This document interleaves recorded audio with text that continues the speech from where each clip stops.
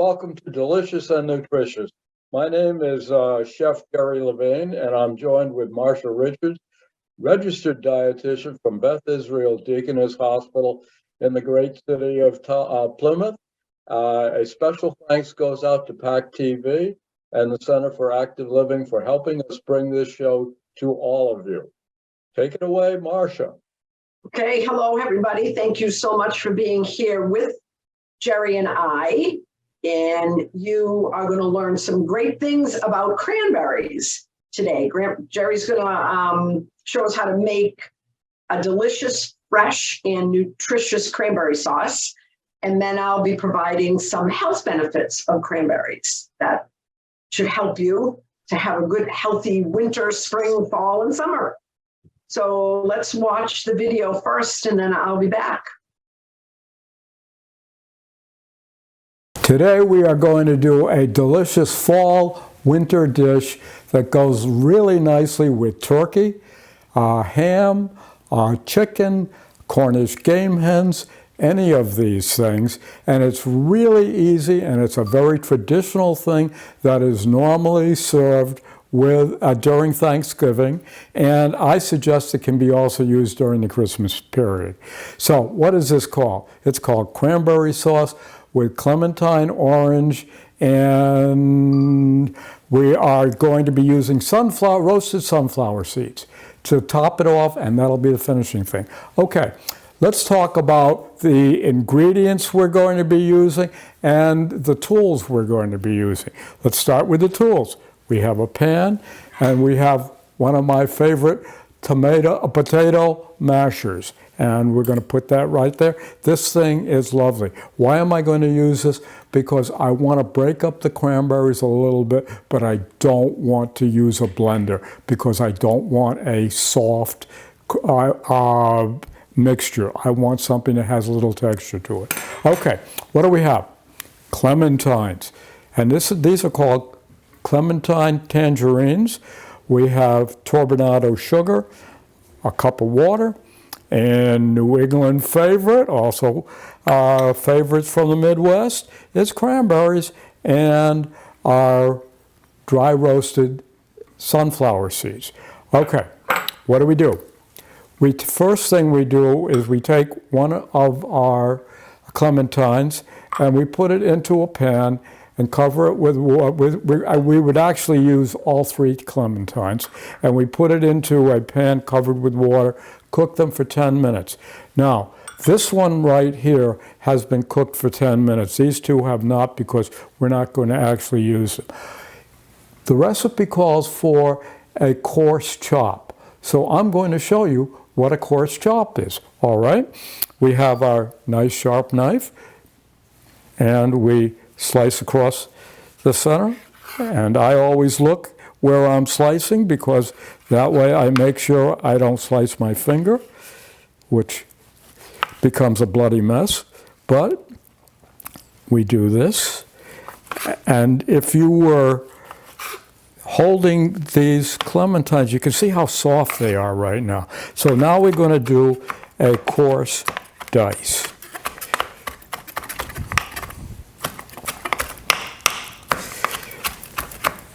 And I mean coarse. And what I'm going to show you is you can see the size of the piece here. This is what I call a coarse dice. Now this is going to be cooked, and it's going to be cooked so it's going to even make it softer. So now we'll finish this up right here, like this, and like this, and like this, and we do this.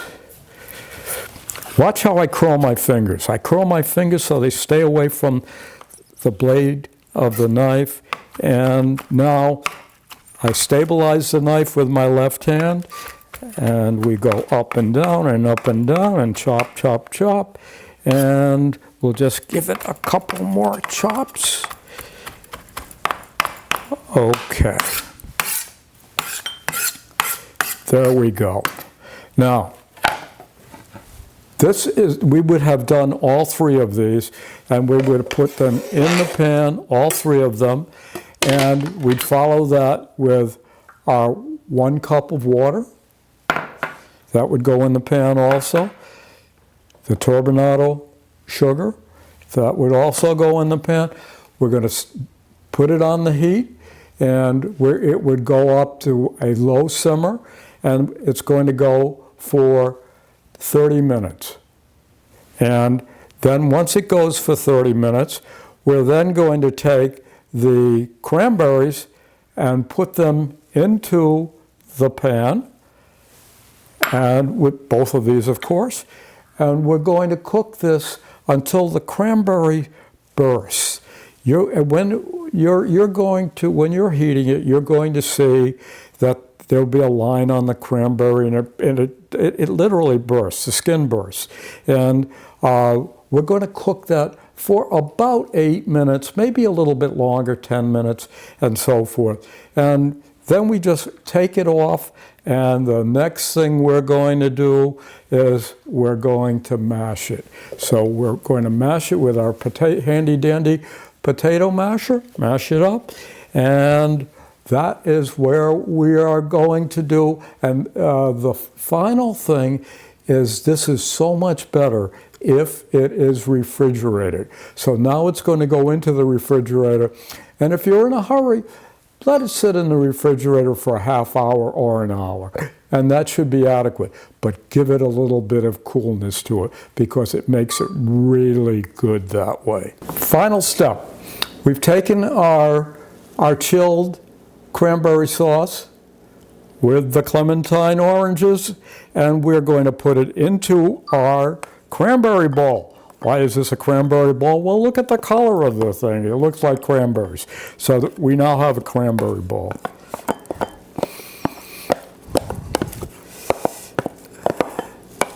And we're just going to put this off to one side. But before we do that, look at this. And you can see the chunks here. That's a little bit of cranberry, and it's also the clementine. And look at the size of this, because this is the size of the chop that I wanted before.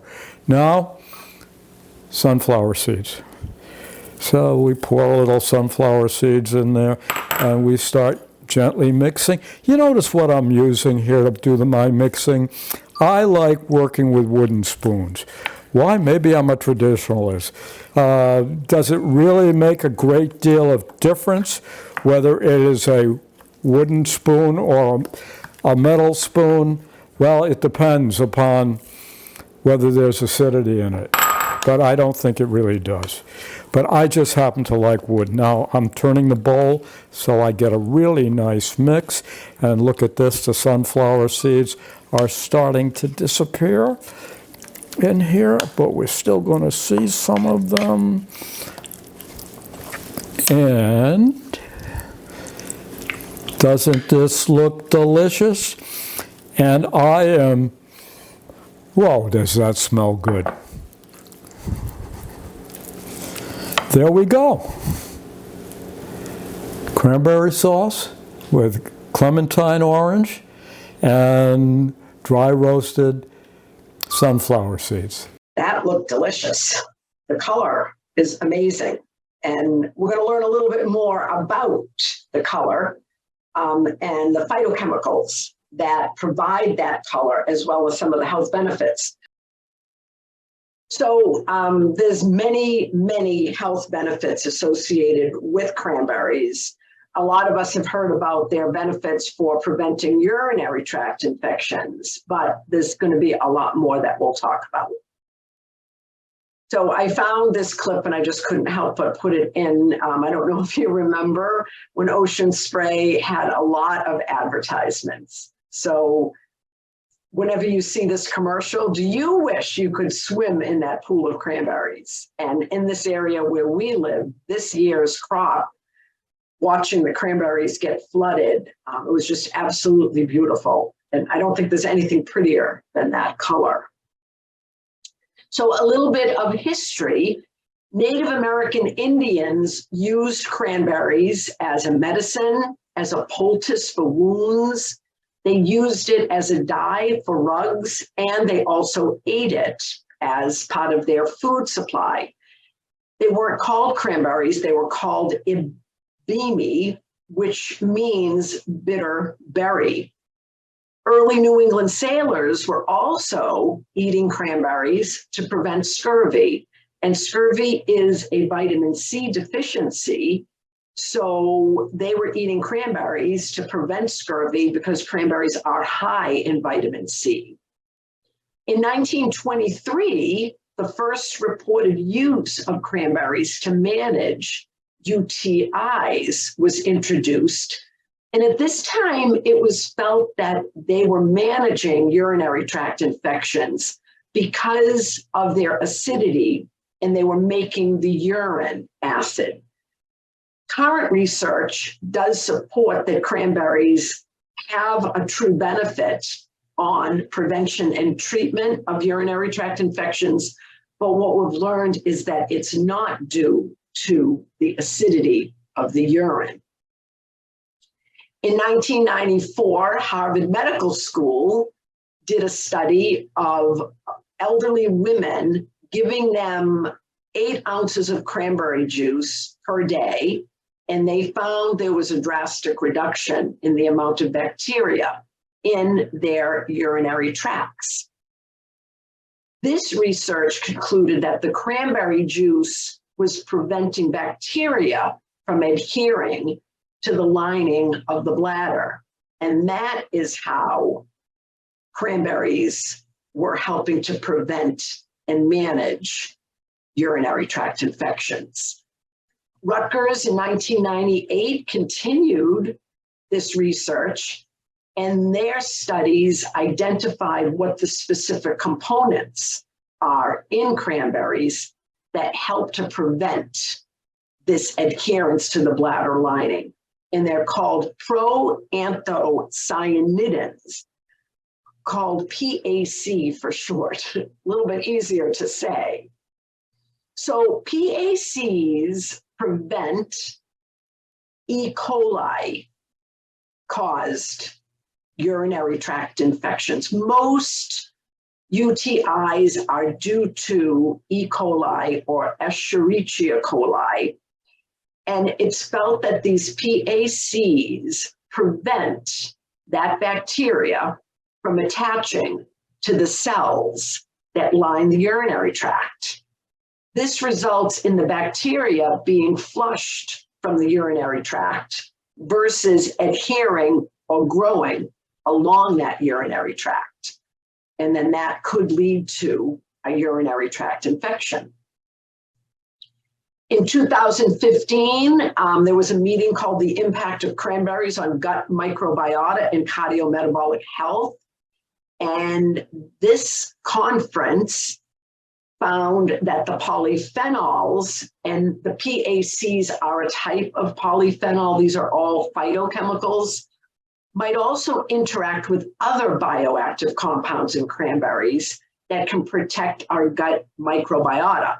There's a lot of research on gut microbiota as a strategy to prevent chronic disease.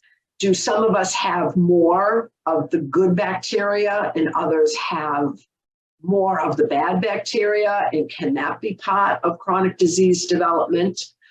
I don't know the answers, but this is where a lot of the research is going, not just focusing on individual parts of our body, but actually our own system as a whole and the amount of good bacteria and bad bacteria. So it's really fascinating stuff.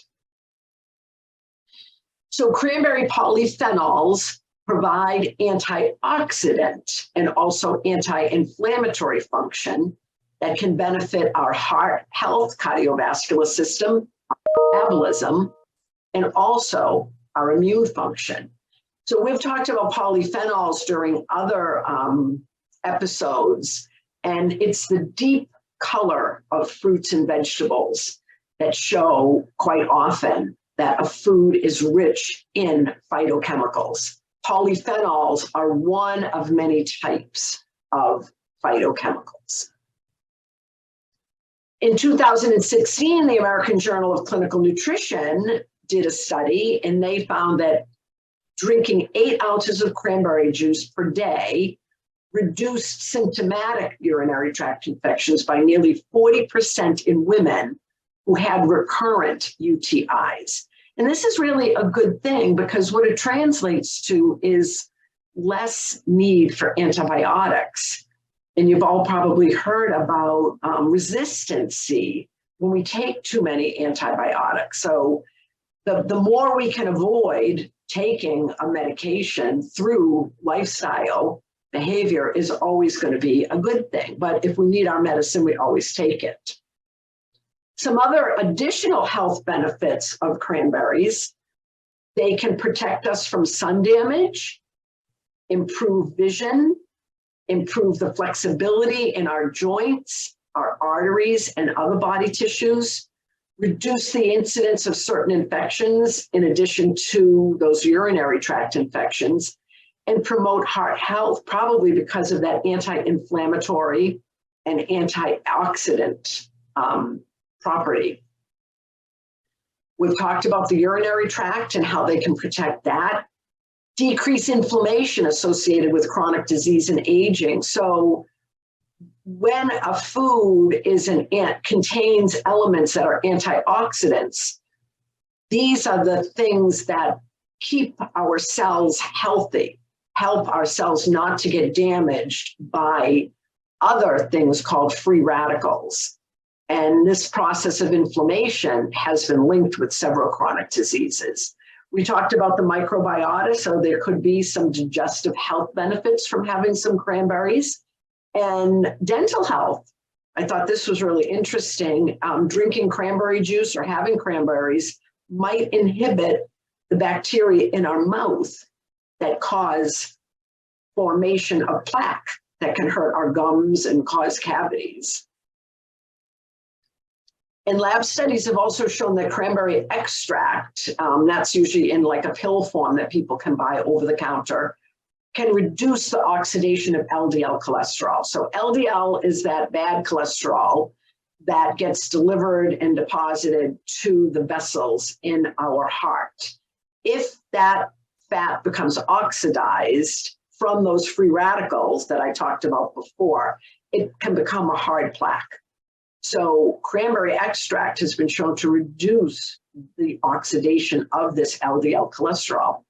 So that is fascinating as well. So a little bit more about these PACs, or proanthocyanidins. They are bioactive compounds called phytochemicals. There are many types of phytochemicals, including polyphenols. There's more than 8,000 types of polyphenols that have been identified. Flavonoid is one of those polyphenols, also found in cranberries and also found in blueberries. So with that said, I don't want everybody to ditch all the other fruits that you may eat. I think adding some cranberries and definitely some blueberries to your usual intake is a great idea. But apples and oranges and grapes and pears are all still important to provide us with other nutrients. So this is just some information to maybe add some of these types. So another polyphenol found in cranberries is called anthocyanin. And it's spelled that the anthocyanins are the compounds that give cranberries that beautiful red color. And anthocyanins are also beneficial to our heart health, anti-inflammatory, antioxidants. So how much should we have? These are some of the recommendations. 10 ounces of juice per day, 1.5 cups of fresh or frozen, 1 ounce of dried, and those are typically sweetened. It'd be really kind of hard to eat it straight up sometimes, or 1/2 cup is sauce. So maybe we won't be able to eat these amounts every day, but if you can include some more cranberries in your diet, it could be beneficial to several areas of your health. So how can we incorporate some of these cranberries into your usual intake? Maybe toss some on your morning cereal, whether it be a cold cereal or a hot cereal, or if you like granola, maybe add some cranberries to your granola or muesli, add it to your yogurt, experiment with some spreads. The recipe that Jerry just described to us makes a beautiful spread. Why not spread that on a sandwich? Have it as a side with chicken or a Cornish game hen or your turkey, and don't restrict it to just Thanksgiving time. Why not have it during the year? Add cranberries to homemade baked goods, to muffins, to a bread. Use them in a trail mix. If you make your own, toss them in. If you buy one pre-made, toss them in. And naturally, our homemade cranberry sauce. So a few fun facts about cranberries for the closing out of my session here. It is a fruit, and it's also a berry. They are 90% water, and they also contain pockets of air, and that's why they float. If you've ever watched them being picked when they flood a bog and they all float to the top, a lot of times people put cranberries in a vase with a candle and they'll float to the top. So they're also a very pretty decoration. If you lined up all the cranberries produced in North America, the line would stretch from LA to Boston 565 times. So this is a pretty important crop in our food chain. And I'm going to close out with, how do you know if a cranberry is fresh? So think about it for a second, but I'm going to give you the answer. They bounce. They bounce. Very good. Firm, fresh cranberries bounce. A bruised or rotten berry will stay put. And as I understand it, a gentleman who was a cranberry grower early times found this out by accident. He had a barrel and they tipped over and they bounced down the stairs, and some of them stayed put. And that was how he determined from then on a fresh cranberry from a not so fresh cranberry. So that's everything you'd ever need to know about cranberries. And I believe we have time for questions. Okay, I wonder, Jerry, why you used turbinado sugar rather than granulated sugar. Okay, and there's really two reasons. The turbinado sugar is, the pieces in the turbinado sugar are much larger, but it is a less refined sugar, and it has a slight hint of molasses flavor to it. And I mean slight. So if you got a thing about molasses, this just adds a really nice additional flavor to the typical cane or beet sugar. And that is the reason why I like to use that. Mm-hmm. Okay, thank you.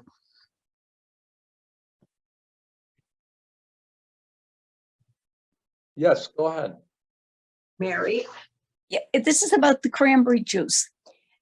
Is the diet cranberry juice equally as good for you as the cranberry juice that most people buy? Yep, it would be fine, because most cranberry juice, it's not 100% juice. Like, we're usually suggesting if you drink juice to have 100%. You can't drink 100% cranberry juice. It's just too bitter. The Indians knew what they were talking about when they called it bitter berry. So we tend to drink the 27% cocktail with added sugar. The sugar-free one will be using a different type of a sweetener, but it would be absolutely fine. You'd still get the benefits of the cranberries, but you just wouldn't get the added sugar. So it's not a bad idea at all. So good, great question. Marcia, I have another question. Marilyn? I'm wondering, Marcia, if I tend to buy cranberry juice with blueberry, or cranberry juice with apple, or cranberry juice with mango, is that not as good as the straight cranberry juice? That's a very interesting question. And one, I don't know the actual answer, but one would think that maybe there would be less PACs But blueberries also contain the flavonoids, which might benefit too. So I think if it's working, keep doing it. Okay. So we're at our time. Thank you all for being with us. A special thanks, as always, to Beth Israel Deaconess Plymouth, PACTV, Plymouth Center for Active Living, Jerry, for his wonderful advice and education, and definitely to all of you, because without all of you, Delicious and Nutritious would not be possible. So Jerry and I wish you all a happy and a healthy day, and we hope you make some homemade cranberry sauce.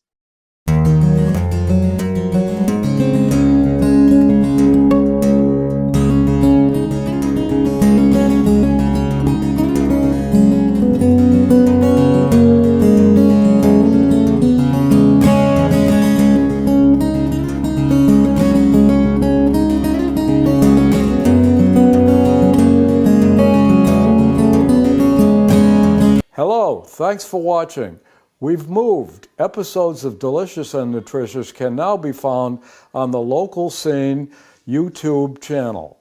And while you're there, make sure to like and subscribe. See you there.